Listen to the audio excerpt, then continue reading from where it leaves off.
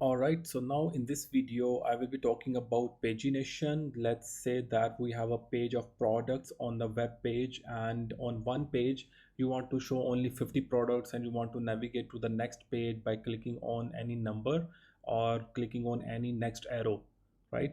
So the way we can handle pagination from the front end side is that we need to pass these two properties, page and then the limit, that which page we are on, and the limit is about that how many items we want to return in a particular page, right?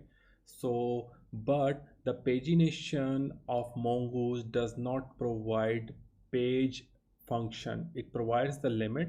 So it provides two functions, one is the skip and other is the limit. So let's talk about these. So first of all, I'm going to create a few variables which should be coming from the query. So query.page, and it's a string. We need to convert it into an integer. So the shorthand way is to multiply it with 1, and then we will be receiving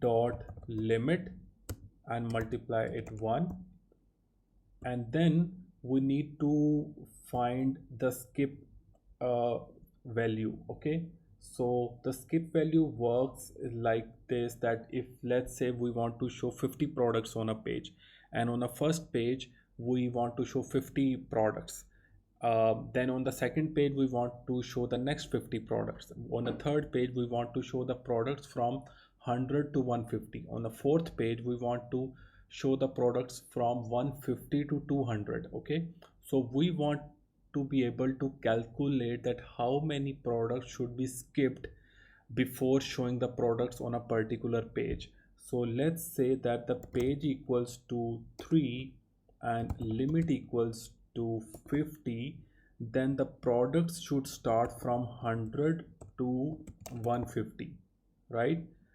Because the first page will show 50, the second page will show 50 to 100, the third page will show 100 to 150. So we need to figure out a way that how many products should be skipped. So currently the products that needs to be skipped using these two values are 100. Okay, and after 100 it needs to start off with 101 and then show up to 150. Okay, so how to skip the first 100 values using these two variables? So the formula for this is that const skip equals to, we have the page and then -1 multiply by limit.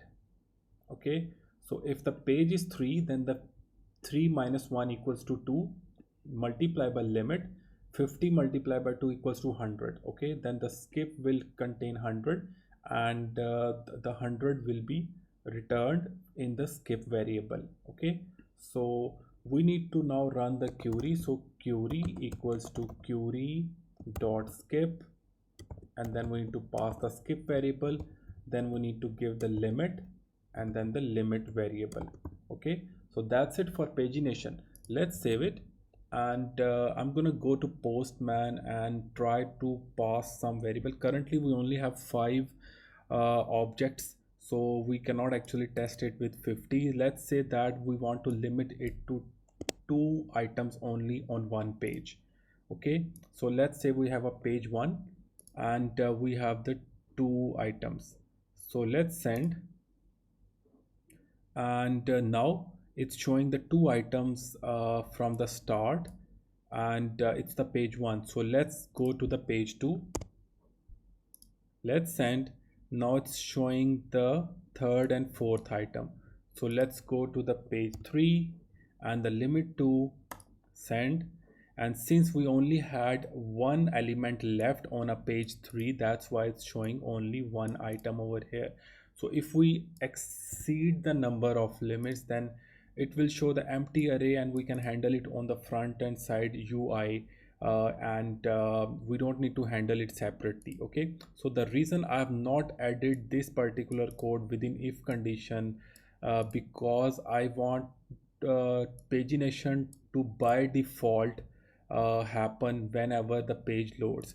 So let's say that if this page does not comes in from the this query, even then we want to be able to set some page. So we want to start off with the page one. If the request.query.page does not exist, and we want to start off with 20 items by default if the limit variables is also not available from the query string of the client side URL.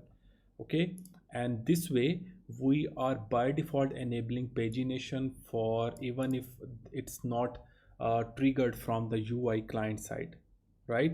So this is pagination, this is the limit field, this is sorting, and this is for filtering the data. So Mongoose provide this much flexibility for different manipulations of the data. So it was a short video. That's pretty much it. In the next video we are going to talk about some very important and a kind of advanced concept called the aggregation pipeline. So let's move to the next video.